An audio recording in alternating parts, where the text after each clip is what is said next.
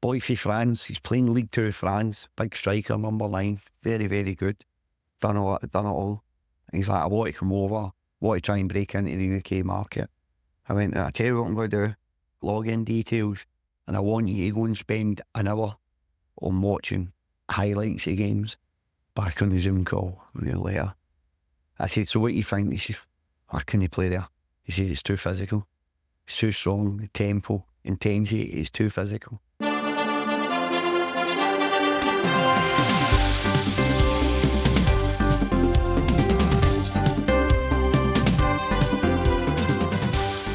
Welcome to the CSI Football Podcast, where we forensically delve into a particular season in Scottish football.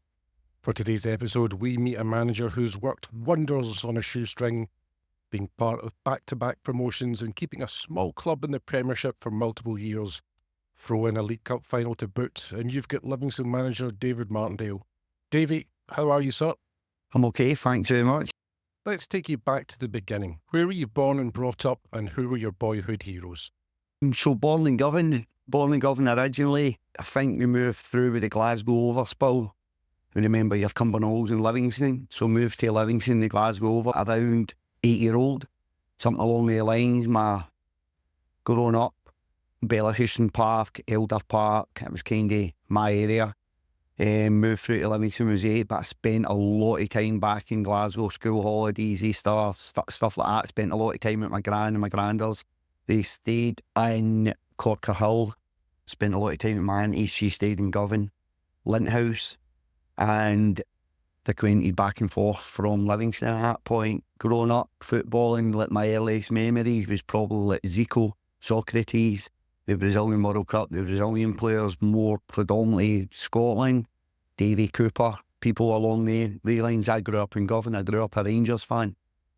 So I probably the great Rangers players of the past, even Ali McCoy to a certain degree, although I was a wee bit older at that point, Graham Souness, all that's kind of my childhood memories. Were you talented as a player when you were younger?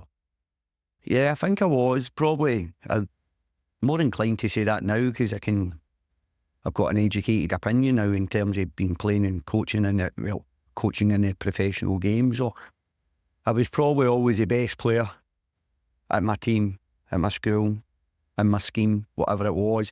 I just had no discipline in my life, no discipline. Kind of went down the wrong road early doors. 14, 15, I was signed with Rangers. We trained at Dean's in Livingston. I think Stephen Presley used to come through with the blazer on that one.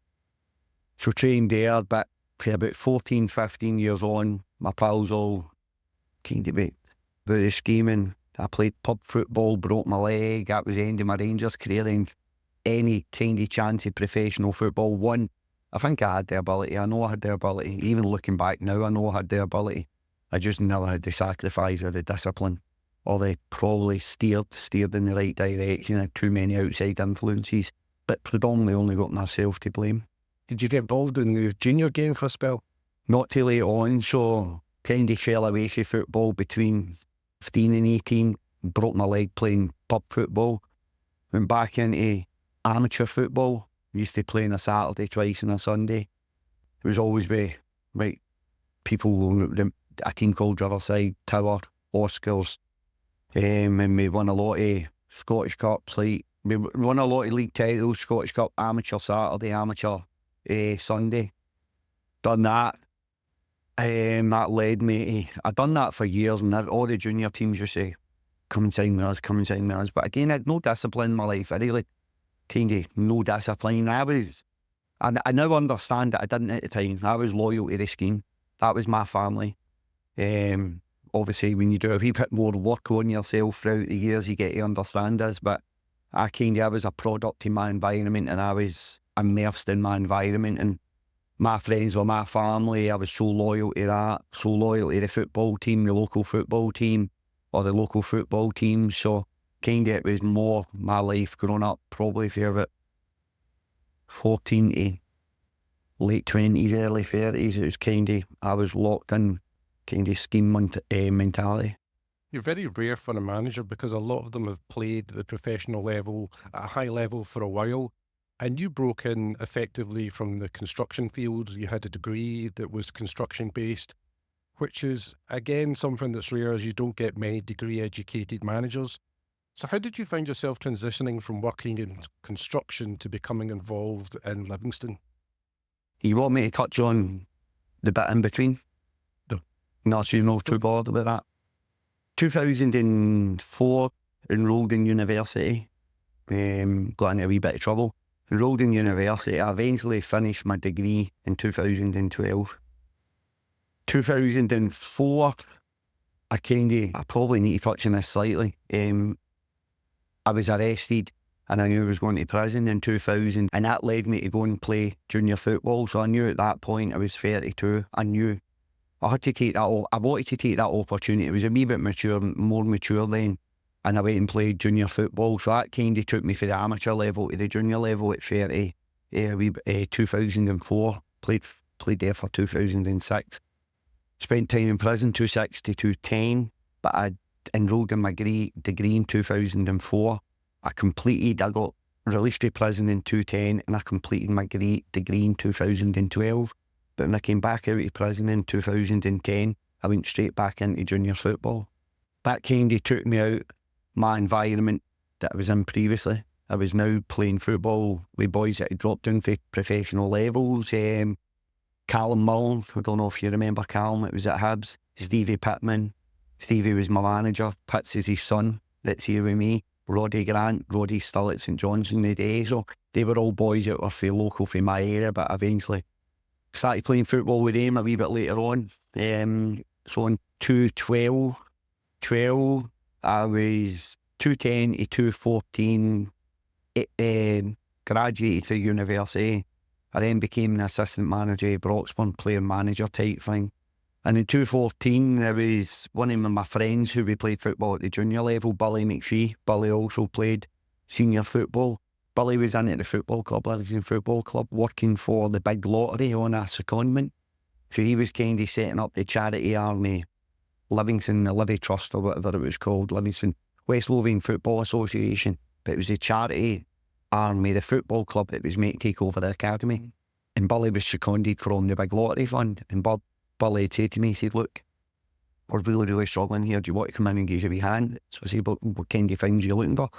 He said, we're looking for your construction base. He'd seen what I'd done at Broxburn, seen what I'd done at Pumperson, and I kind of went in and revamped the clubs and kind of done that here, project managed the clubs. And I came in and I just started to do that. I said, well, what do I get? What can I get from this? I spoke to the owner at the time. It was a boy called Neil Rankin. And Neil said he'll speak to John McGlynn, who was the manager. Mark Butchell was the assistant manager. Mark Butchell was a Livingston boy. Mark kind of knew of me. I knew of Mark. Didn't know each other, but knew his brothers. I said, I'm wanting to come in on a Tuesday, Thursday morning. I'll do bits and bobs around the club. I had a kind of construction company at that point. When I say a construction company, we used to build houses. It was me and subcontractors. I'd project manage the build. And I came in and started doing bits and bobs in and around Livingston, fixing roofs, just doing various different things. But for that, I came in a Tuesday morning and a Thursday morning.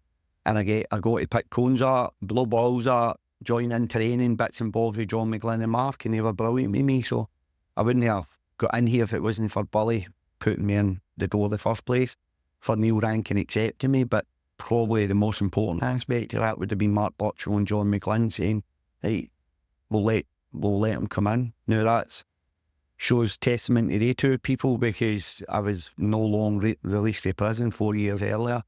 But I then went and got my degree. I'd started trying to get my coaching badges, and they allowed me in. And it kind of it was organic for there. John lost his job. Well, it was mutual consent. John left it 6 months later, and Mark took over the job. Mark brought in David Hopkin. So Hoppy came in as Mark's assistant. Me and Hoppy hit it off. Mark was in the job for a year. I think Mark left in December. Can't remember the exact time scales. Hoppy took over the manager's job, and Hoppy said, look, do you want to come in and be the assistant manager with me? So I was in the building every day at that point, but then I said yeah. So I came in. Hoppy was the manager, I was the assistant manager. I think it's 2016, 2017, or maybe the year before, 2016, 2017. and we got relegated that year. So we took over in the December, got relegated to League One. Probably the best thing that happened to the club, if I'm honest, because it was a massive reset at that point. Anyone who was in the building at that point in terms of board members or owners kind of just left. And I was given a big set of keys and I opened the club up and I shut the club. And we did. And it's been kind of like that nearly ever since, albeit we've got a lot more resources now. So that season, me and Hoppy just, that was it. All that was in this building was the footballing department. Hoppy the manager, myself, Andy McKenzie the physio, and Cheb, Wee Stevens Browse the kit man, and that was kind of the four that were here, and there was various other coaches coming in and out. John Ward, the local business, came in. There was a couple of other local businessmen that came in to try and help out, but everybody had their own jobs to do.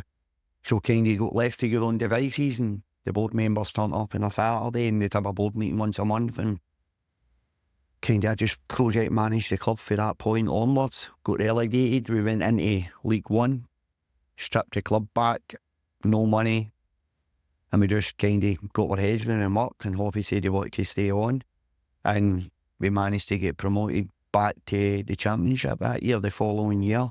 So relegation, then we won League One, broke a lot of records in doing so in terms of most goals scored, least goals conceded, most wins, most consecutive wins, least defeats, most clean sheets. So we've done extremely well in League One.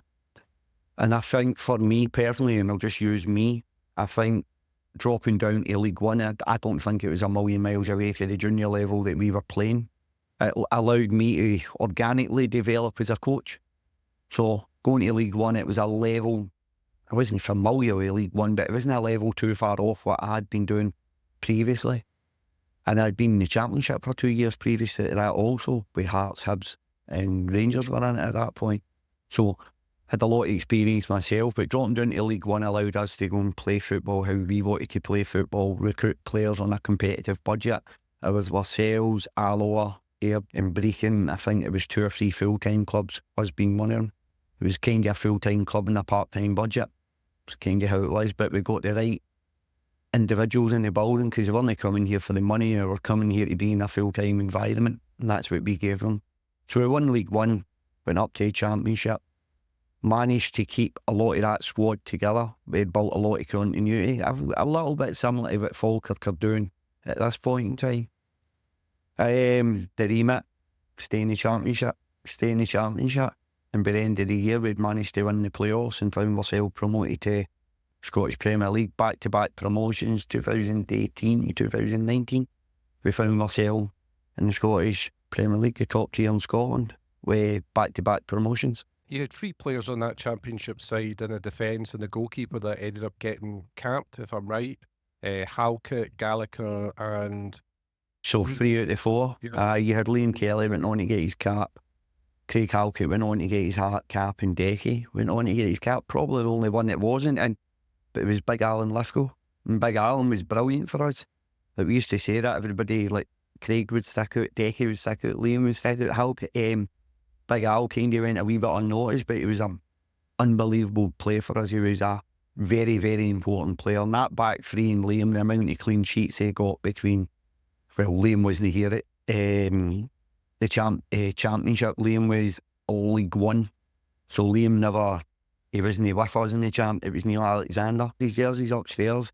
But Liam he wasn't part of the Championship team. He was the League One team. So Liam had won League Two with East Fife on loan for Rangers.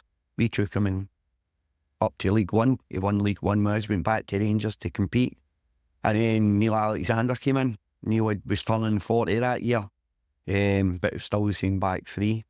Managed to get back-to-back promotions, as I said. Then we brought Liam back in for the first year in the Premier League. The one thing I always remember from the playoff win against Partick was the local reporter Callum Carson walking around the pitch. And it's the only time I've ever heard fans actually have a chant for a local reporter, which I thought was fantastic. Aye, Callum, God sake, when I first came in here, was all Callum reported on was negativity, if I'm honest, because that's all we had. It was always one thing after another. So Callum was a local reporter and he was trying to keep the fans informed. And then gradually into that League One season, started winning games of football, and Callum was brilliant, absolutely brilliant, just for promoting the club. But he was fantastic for us. He had a great relationship. And Hoppy had a great relationship with him. I had a good relationship with him. And Callum just felt like merely at times an extended member of the coaching staff because he was in here once or twice a week, most weeks. You were promoted into the Premiership or the Premier League or the Premiership. I can never remember which one it is. And you would have thought, well, you'd kick on, but then Hoppy moved on, which was a surprise, and Gary Holt came in. Gary, very experienced manager and a player as well. And a lot of times when a new manager comes into a club, he wants his own men. He doesn't want people from the previous regime. Yet he was happy to have you still. I think your role changed a bit. I think you moved a bit upstairs. Is that right? No, not really. I hadn't really changed anything I was doing for the League One days. So, no, me and Hoppy took training, me and Hoppy done recruitment. That nothing really changed, to be honest. I was kind of the buffer between downstairs and upstairs, but to be honest, we'd had a lot of success the previous 2 seasons. So when I talk about upstairs, I'll use that term very sparingly because there wasn't the footballing department ran itself. It ran itself through me. So me and Hoppy and the staff, and then Hoppy phoned me. I remember sitting in the office. Hoppy's like, look, I've got a chance to go down to England. He said, I want to take it. I said, all right, cool, that's great, thanks for letting me know, Hoppy. But I was going into the Premier League, sitting in the office, going on holiday in a week's time, thinking, never been in the Premier League, never played in the Premier League, never coached in the Premier League. It was a wee bit like, I say, what we're going to do here. I never had my badges at that point. I struggled to get on coaching courses, that's a different story. Never had my badges, sat down with a few managers. Gary, spoke to Gary. And Gary, it was kind of, the football club wasn't going to change because we'd had a lot of success over the years. So anyone coming into Livingston was coming in to fit into our structure opposed to the other way about. And I think how we ran it at that point, and we still run it like that to this day, to be fair, I think it's now how you can see the bigger clubs worldwide starting to run. So manager like use Brighton for an example. We were kind of doing something very similar 7-8 years ago. The manager came into Livingston and they bought into the structure within the football club, opposed to maybe managers coming into football clubs, getting rid of staff, getting rid of players, and then you've just got that constant merry-go-round. That, me, for one, I'm massive on continuity. I believe continuity brings you success. You're not always going to upward trajectory. It's not always going to be success via continuity. But I think continuity gives you the best foundations to go and try and get success. And that's what we had at the football club, continuity within the footballing department. And Gary came in and Gary was brilliant. Were you offered the job at the time and were reluctant to take it? Sure. Yeah. John phoned me and said, just do it yourself. Just take it yourself. You've been using Hoppy every day and it just should do it with someone else. One, there was a lot of bad press. Since I came into Livingston in 2014, everybody talks about the good story now, but it wasn't really portrayed as a good story back then, if I'm honest. Social media wasn't probably as relevant to what it is now also. It's probably just kick-starting at that point. I got married, had a daughter, moved away from Livingston to Edinburgh, and I didn't want that adverse publicity. And there was a lot of, when we got in the Premier League, there was a lot of adverse publicity on David Martindale. And I was just quite happy keeping my head down, being involved at this level of football and working.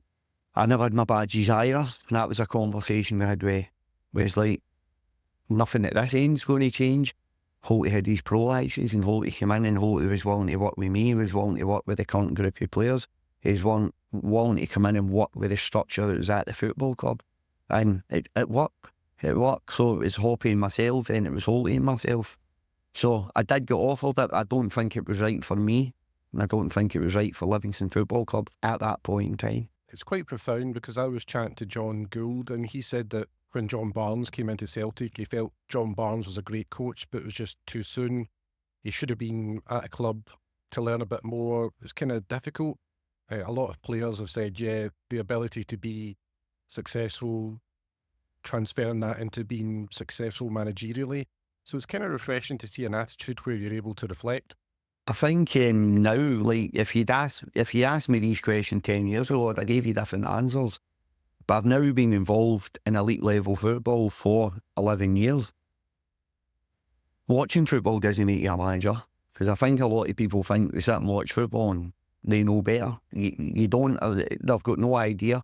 Being a good football player and being a good coach or being a good manager is two different jobs. It's like people it's murky. They think just because they played football they're going to be a good manager. It's cool. It's two different genres. It's two different jobs. So I understand why sometimes they'll go to ex-players thinking that's going to transfer, but I don't think a lot of ex-players have got transferable skill sets. They're used to having everything done for them on a daily basis. That quickly changes. I think what helped me in professional football, I had that life experiences away from professional football.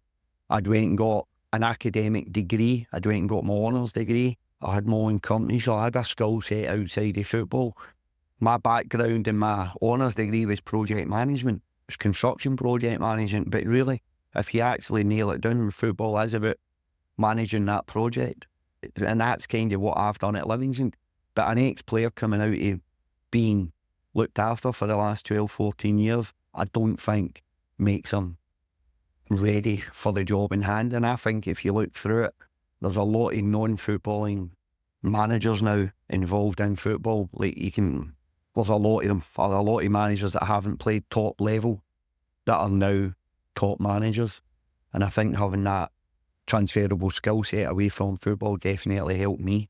And then Gary, he left in the second season with Livingston, and you were kind of caretaker for a few months, weren't you? Yeah. And then Kenny Miller came in at the start of the following season. No, Kenny was the first season in the Premier League. First season. So that's where all the adverse publicity came from with myself. Kenny was like, for a club like Livingston, signing Kenny was an absolute sensation because he was a Scotland striker. Yeah. So for me, when I was sitting in that office with a phone call for Hoppy, I'm like, no coaching experience, no playing experience in terms of the Premier League in Scotland. So at this point, I'm constantly thinking about recruitment as well. Kenny's name got put in, spoke to the board, and I felt Kenny could do two jobs for us. He could come in, he's got a huge amount of footballing experience at the top level. He was also a very, very good player. So I was thinking, well, we could kind of merge the two roles, me and Kenny. Kenny would be on the part. And Kenny would get us 20 goals a season, so you were kind of killing two birds with one stone. It never worked. It never worked. That hybrid role in terms of player manager and myself, it kind of never quite clicked. Kenny was wanting to keep playing. I think it was obvious that the role, I genuinely don't think you can do that. And that's just based on my experience now. I don't think you can be a player manager at the top level. And we'd had conversations and Kenny was wanting to keep playing. I didn't think that was the right way forward for us, so we kind of agreed to part ways after about 6-8 weeks. So there was a lot of adverse publicity on David Martindale, but it was actually quite amicable at that point. It was just two people probably looking at how the club's going, and it wasn't going to work. It wasn't going to work. Kenny wanted to keep playing. I don't think that was the best way forward for the club, and neither did the board at that point. We tried it never worked. And Kenny went on to keep playing football and scoring goals. I think at Dundee and Partick Thistle and that. So Kenny was probably right in what he was saying, that he still had a lot more to offer as a player. So Kenny was in the building 6-8 weeks or something like that, but it's pretty evident it wasn't going to quite work. I genuinely believe a player manager role at the top tier. I would never advocate that to anyone. This job is so much bigger than anybody can actually. And being a manager is so different for probably, until you've walked in these shoes, it's difficult to understand. No, my shoes, just in a manager's job. And that's when Gary came in. So Gary came in the first season. I think we'd maybe played 2 league games, a cup section, and a couple of league games. And then we agreed to part ways, and then Holty came in. Holty I'd spoke a lot with Holty in terms of before Kenny got the job. I'd spoke a lot with Holty, and I found him. He was unlucky not to get the job the first time round. Probably what swung it for Kenny was looking at what he could give us, and hopefully that would have been the 20 goals a season. Anyway, that Kenny and then Holty came in the end, so that was the first year in the Premier League. And then the board asked if you wanted to do that full time. They'd said that pre-Kenny, they'd said it post-Kenny, and then they'd said it post-Gary. But by that point, I'd managed to get on my FA, so I was on my Irish, and I'd sat my A and my B. So I was going through the process of the A, but I'd sat my B. So I was now qualified to be a coach, for want of a better word. Albeit I'd been coaching for years previously. So I had that bit of paper that said I could be the manager. And that's when I agreed at that point that we'll take it. There was a lot of adverse publicity when Kenny left from myself. Livingston got in the Premier League, Kenny leaving, X, Y and Z. So that kind of adverse publicity that I was trying to really just stay away from, keep my head down and work, kind of came anyway. Came through me not taking the manager's job rather than taking the manager's job. So I'd been through that. And there was a really positive experience with Gary in terms of we'd done quite well. We'd kept the club in the Premier League. So there was a lot of positivity about the club and I'd played a part in that. So they both wanted me to take it. I was in doing my badges. I was qualified then to do so at that point, and that's kind of where I bit the bullet and says, right, well, yeah, I'll do it. Well, your first season in charge, you hit the ground running, the League Cup groups, Alloa, Edinburgh City, Airdrie and Steny, 100% record in that group. And that took you into a game against Ayr United. That was in November. Then December, this is when the League Cup went into that format where they spread it throughout the entire year instead of getting it all done. You beat Ross County 2-0. Sibbald and Forest again. I think Forest ended up being the top scorer of the tournament that season. Semi-final against St Mirren with Robinson scoring. If he hits the bar for a free head, if Ambrose goes up, hits your bar and claims an assist, me Robbo puts it in. When you get into the final, you've got St Johnstone in the final, and it's one of those finals where you've either got one of the giants and it's going to be an uphill struggle, or you've got a team that are around the same kind of budget, the same kind of level, and it's something that everybody really looks forward to because it's not a foregone conclusion.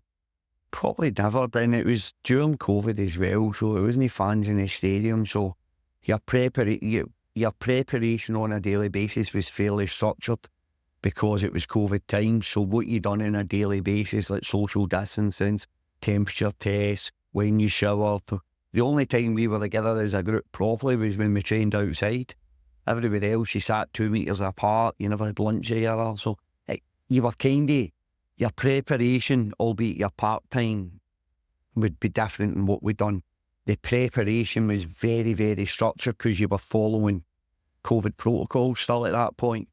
And to be fair, like we'd been done a couple of times that season with boys having COVID, but the people that were sitting 3 meters apart from them, they're missing games and stuff like that. So it was very, very structured. I can just remember prepare for league games and the cup final, but it was very, very structured in terms of the time you spent together as a group. The only time you got together as properly as a group was out on the field, because even that analysis, we couldn't just bring 23 players or 20 players in here as a group and do the analysis. So I can remember that it was very, very structured due to COVID.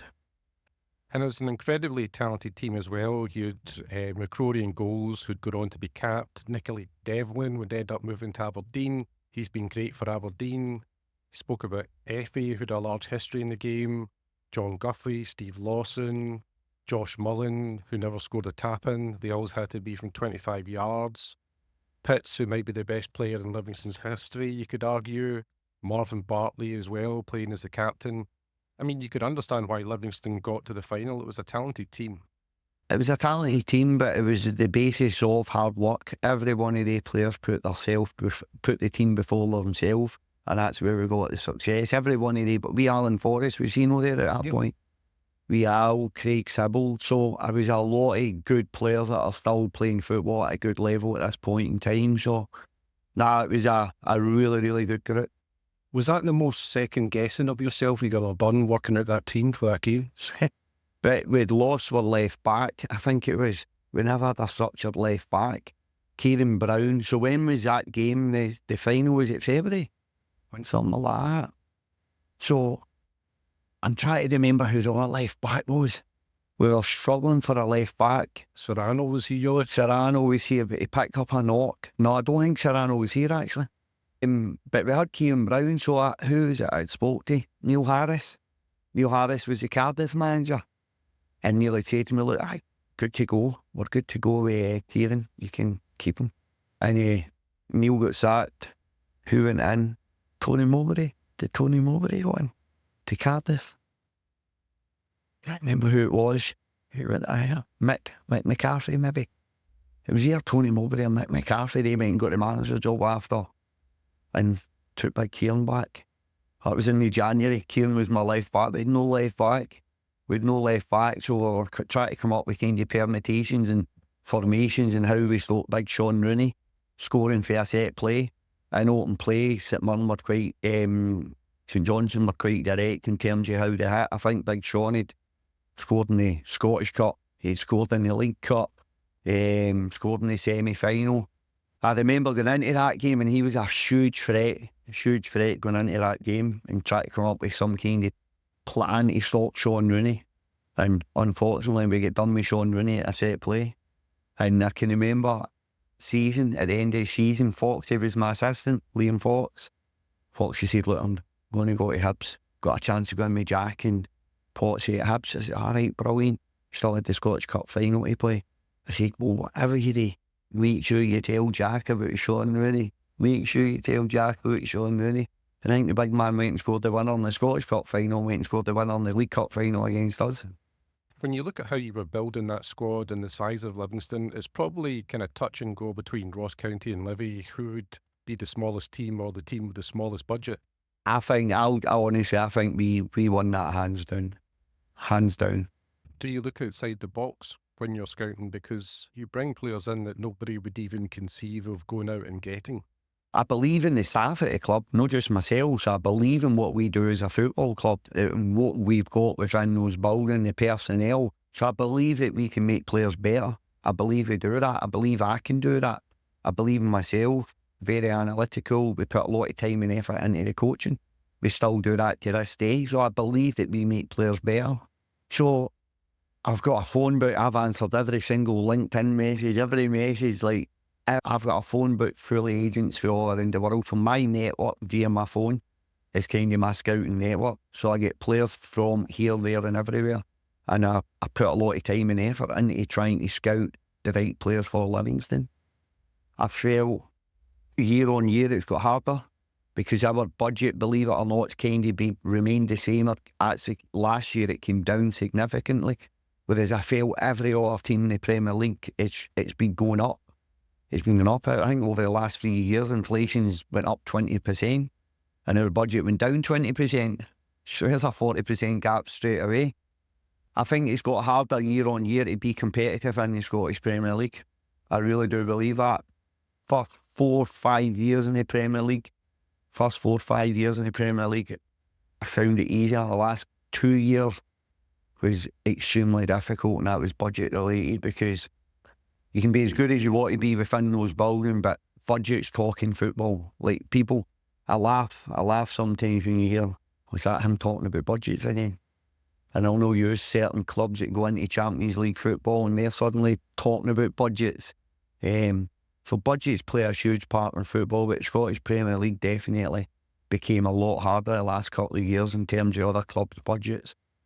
We were probably 1.3 million, that was our budget. That's what you got for finishing 12. So every year, my budget would be set on finishing 12. So if we finished 12, the club's not lost money. Albeit last year that was slightly different, that got cut slightly. But that was the budget most years, and I know 1.3 to someone who's maybe got 1.6. There's not a great deal there. I think you can make that up. You're competitive. But I think our budget kind of remained at 1.3, 1.4 in our clubs. Then last year, looking at last year, I think it was clubs, the lowest clubs, sitting at £2 million. And at that point, when you're looking at clubs that are paying 50% more than yourself, the gap became a wee bit untenable. It became really, really difficult to compete. Whereas the first 4 or 5 years, 1.3, 1.6, 1.7, you were still within the parameters to be competitive. I remember speaking to the Elgin City manager, and he was telling me he was trying to get players up from Glasgow, and I said, how do you recruit players from Glasgow? And his reply was, I just lie to them. Is there a bit of finesse that you have to put in sometimes with convincing players to come to Livingston? Because they know Rangers and Celtic players coming from abroad, but Livingston's a club they might have to look in the map for. No, but I'll be honest with you, I don't. A player will come into me, or I'll find a player. If you know about a player in Scotland, we all know about the players in Scotland, let's use a foreign player. I don't think you need to sell it too much. I need players that want to be here. So if I've probably felt the opposite. I've been too honest in terms of before a player signs for the club, and I've lost players through being too honest. This is what I expect for you. This is the style of playing. This is how hard the league's going to be. I remember boy from France, he's playing League 2 France, big striker, number 9, very, very good. Done it all. And he's like, I want to come over, want to try and break into the UK market. I went, I tell you what I'm going to do. I'm going to send you my Y-Scout login details, and I want you to go and spend an hour on watching highlights of games back on the Zoom call later. I said, so what do you think? He says, I couldn't play there. He says, it's too physical. It's too strong, the tempo, intensity is too physical. So, in terms of the lies, never really lied. I've probably been the other way. I've laid down the law and said, this is what it's going to be and this is how it's going to be. Scottish football underplays itself slightly. You even look at Celtic last night in the Champions League. Thought they were absolutely fantastic. Thought they were brilliant. I think they've been good in all their games. Rangers over the previous seasons, think we underplay it slightly. But Scottish football is unique in terms of the transitions, the intensity, the physicality and the aggressions that are involved in it. So it's no for everyone. So in terms of probably, I don't really sugarcoat it. I probably go the other way with it and lay that out. But for me, that means the player coming into the football club with their eyes open to what's expected of them on a daily basis. The game that you had just a couple of weeks ago, I noticed that Shamal George wasn't playing, and I was like, look, where's Shamal gone? Oh, he's moved on. That's a shame. He's a good goalkeeper. Who's this guy they've brought in? A French guy. Let's look it up. 39 appearances for Bordeaux. How have they managed to get a guy that played 39 times for Bordeaux? I spoke to him after the game, and he said he was delighted to be in Scotland. It's still sunny, but Jerome's over there. He's only been over here with the sun's out. Even this week, he's like, it's lovely. I'm like, it's always like, there we go. I did tell lies. It's always like this. Nah, I'm only kidding. It's a wee bit fortunate with Jerome. Again, I'll go back to my phone book. So we get to Turkey last January. Shamal's injured. Jack Hamilton's injured. No goalie. So I'm phoning agents. Thinking, anybody got a? I've got a player that flies him in for the game. So we've got 2 games. We borrow a keeper for the first opposition. Then Jerome flies in. And Jerome flies in, does really well in training, does really well in games, but he's not really played a lot of football in his last 18 months. Fly home, I'm probably going to try and sign him. And Michael McGovern became available. Michael McGovern stayed in Hamilton, Bothwell, wherever it is. No work permit, no accommodation. And he was slightly a wee bit cheaper in terms of the loan fee that Hearts were looking for. So I signed Michael, kept in touch with Jerome, got relegated. That kind of changed how we're going to approach games this season in terms of, I believe we've got a top 4 budget this year in terms of teams in and around us. I think we're probably sitting around 4th best budget in the league. But when I say 4th best budget in the league, it's not a million miles away from the top. So you can be competitive. And then that leads to me, I know what I can do if I've got a competitive budget. I know. So my style of play is probably what you're seeing more so this season, because it's about us finding ways to win games of football. Jerome's at number 6. He's unbelievable on the ball. His use of the ball is brilliant. He's a very good goalkeeper, but his use of the ball is brilliant. Shamal had a release clause in his contract through relegation. So I'd worked with Jerome in January previously, nearly signed him, but pulled out because of Michael. And then touched base with him again when we got relegated. I thought, I need a goalkeeper who's very good with the ball at his feet. And I need a goalkeeper who's more than capable of being a number 1, because there's probably a high probability that Shamal George isn't going to be at Livingston next year. And that's how Jerome came about, just contacts and my phone book. You mentioned that you were relegated last season, and the way it traditionally works in Scottish football is by about October, November, chairmen get twitchy if teams are in the relegation zone, and that's when the manager turnover happens. But that wasn't the case at Livingston. Is this because the club's well run and they don't panic because they're relegated? Because it's not a case of we spent too much money and then we could ever bring it in? Or is it the continuity that we're happy with how things are done? I think there's a bit of both there, but I think you've got to be realistic and you've got to be pragmatic in football. Someone's going to get relegated, potentially two. If you look at the Scottish Premier League, there's 12 teams in it. You should probably look at 6 of them and they should be nowhere near relegation. There's two teams out of the 6. 33% chance you're going to get relegated. And I think we were relegation favourites most seasons. But as I said, the season before, I knew this last season was going to be difficult. I knew it, but you keep losing your best players year on year and you can't attract the same level of player back into the football club. And it just got a wee bit too much last year. We were a wee bit too far behind in terms of, and then you start losing game, then you've got the negative momentum going into the next game. So there's a lot of different variables. I don't think you can sit at any football club, not just here, and go, that's the manager's fault. I think there's a lot of different elements that make up why you've not had success. But for me, success, I spoke to the board about this. Livingston Football Club have never been in the Premier League for 6 years, ever, in its existence. See this group of staff, and I'm part of that group of staff and players. We kept this club in the Premier League for 6 years. And previous regimes done that with a lot more money than what we've done it with. So, yep, I get it. We got relegated, I understand that. But I think there's got to be a bit of realism thrown in there. And there's got to be a wee bit of pragmatism thrown in there. And I could have walked, I could have went away. I got offered the St Johnstone job last year. I never took it. I went upstairs, I remember St Johnstone phone, done it all properly. You interested? Probably, I was flattered because I'd never really been linked with any jobs. Went and spoke to John and David at Bourne and I said, what do you want to do? We were in a bad run of form at that point. What do you want to do? He said, what, keep you at club? So I went back downstairs and took training and told St Johnstone I was going to stay at Livingston Football Club. I'm not the type of person that jumps shit when the things go bad. I'm more inclined to dig my heels in and again go back to growing up. I think I'm a very, very loyal person. It's how I was brought up. Loyalty is probably one of my strengths, but I think it's also probably one of my weaknesses at times. So I was very loyal to the football club and the football club's been very loyal to me. When we got relegated, it would have been pretty easy for me to say, call it a day and run away and start talking about budgets and start talking about how good we've been staying in the Premier League and cup finals and top sixes. And I was really unlucky last year, but I wanted the opportunity to try and take Livingston back to the Premier League. And do you know what? This season's been so refreshing.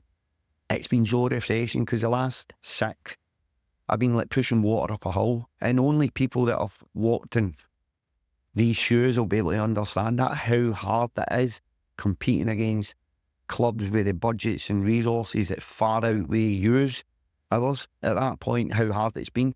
It's refreshing waking up on a Saturday morning, going to win a game of football. It's refreshing coming in on a Monday morning when you've won your game of football. When we had success in the Premier League, I won 33% of my games over the course of a season. That was success. Coming into your work, picking the staff up, picking the players up. You've been beat. It's difficult. I don't think people understand how hard the job is. This year it's been so refreshing Saturday after the game, all the staff, the club, the momentum, the positivity, because you know what? You've got a genuine opportunity to win a game of football at this level, or we have as a football club. And it takes me back to my League One days and my Championship days previously. We came into our work every day to try and win games of football. At times in the Premier League, you can go into games of football trying to not get beat. And that's a different aspect. It's really refreshing this year coming in. I think anyone in their day in the Championship can beat each other. Anyone could get promoted. Anyone could get relegated this year. But it's so refreshing coming in, being able to coach towards winning games of football and being competitive in terms of the budget. Being competitive because it allows me to go and be the manager I want to be. You've taken your side to places like Ibrox, Tynecastle, shaking hands with incredibly experienced managers that are well known. You've beaten some of the biggest teams in the country as well, beaten Celtic, beaten Aberdeen. Beat them all. Do you sometimes have to pinch yourself thinking, is this real? No. I don't know. I don't know if it's a trait of mine, but I've never ever felt that. People, my friends, family have always said that to me. Do you know? Like, you're going out there, you go to Ibrox, you beat Steven Gerrard, you beat Ange here, you've drew. Like, I've never felt that I don't belong here, and I've never had that moment, and I think I'm still chasing that moment. I'd love to be able to coach in European football. I'd love to coach in Europe. I still think that moment's still to come for me, but I've not had it to this day. At no point ever sat here. Maybe the first game at Celtic when we went to the Premier League, first game maybe walked out at Parkhead, but never really felt that I didn't belong here or I was overwhelmed. Never ever felt that at any part in my journey, if I'm honest. I just think that's maybe a personality trait from me. But we got promoted that year, and I remember speaking to Hoffy. He said, guaranteed we get Celtic. Guaranteed we're Celtic at Parkhead. Yeah. God, fixture list comes out. Celtic have just cantered the league. Parkhead, first game of the season, Brendan Rodgers, Celtic. Yeah, because I've never been to Parkhead before as a manager, as a coach. And I went there, and it was an incredible stadium, incredible atmosphere. And I was sitting in the back after the game having a cup of coffee with Brendan Rodgers. But at no point have I ever felt I didn't belong there. And do you know what I will say? And there's some being huge managers, Brendan, Stephen, Ange. Not once is any of the people never gave me the time of day or never made me feel welcome. And that's just everybody, every manager I've came across, not once is any of them never made me feel as if I don't belong there. I think it would have been easy for Brendan. David Martindale, being in prison, Livingston. I think it would have been easy for Brendan to shake my hand and away you go. Fine, well done today, unlucky lads, away you go. Come in and see me, come in, sit in, went and got a coffee, and that speaks volumes for football in general, but it speaks volumes of the people I'm talking about. And Steve and Brendan and all the other managers, Derek McInnes, there's loads of them, every one of them have made me feel so welcome and a part of Scottish football. Where we'll give you some quick questions for you to finish off, see how you can do it. Who's the best player you've had to prepare to play against? There's a few, but I'm going to go for one that's consistent in terms of my time at the football club. You've got, sporadically, I could name a few Rangers players that have been so difficult, but do you know the one outstanding candidate that's always been there? Callum McGregor. He's, honestly, I don't mean this against Celtic, but I'd have loved to seen Callum in the English Premier League, because I genuinely believe he could have been a top 4 player in the English Premier League. But Callum McGregor, he's a fantastic football player. Best signing you've ever made? I think there's probably two. I'll give you two, is that okay? For different reasons. Scott Pittman.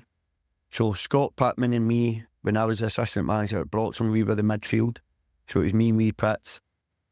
I came in here. He's now going into his 10th year in February. He's the most capped Livingston player ever. He's the most capped Premier League player for Livingston ever. And it cost me, what did it cost me? £1,500. £1,500 with bonus. I was in the job 6 months, busted, just got a job in December, and we signed Scott in January. So Scott, in terms of the output we've got from him, and then I'd probably have to say Lyndon Dykes for what Lyndon's went on, and for the money that Lyndon brought into the football club, but also for what Lyndon's went and done in his career. Scotland caps, Euros, stuff like that. So Lyndon... I think Scott will be delighted when he can eventually retire and you can free his wife from being a hostage. Aye. That's I take on tell him to get an agent about 4 years ago. Have you ever, and don't name them because it's not fair, but have you ever signed a player and then you realised he played with his laces tied together? Few, but it's... Do you know what? We talk about the recruitment. My recruitment can be sporadic. It's a wee bit different now that we've come out of the EU. I think previously, when we were still part of the EU, my recruitment was a lot Euro-based. And it's the adaptation styles of football and cultures. You'd be amazed. You'll be amazed at how difficult it actually is. But you only need to look around some of the best players in the world, or perceived best players in the world, that's changed leagues and struggled in it. So I don't think it's through ability. I think it's just through the adaptation and new style of football. So there's been a few. What's your favourite goal that Livy scored for you? Favourite goal Livy scored for me? You've got the obvious one, me Robbo semi-final, takes you to Hampden for the final, but there's one you guys will probably not be aware of. League One. It's us, Alloa, Airdrie and Brecon, kind of the forays all season. Us and Alloa, and probably more so Airdrie. And we had to beat Alloa at home, and we knew if we beat Alloa at home, we probably were going to go on and win the league. That was the kind of turning point, and we picked. Scott Pittman scores a 25-yard volley to the keeper's left-hand post. Unbelievable finish.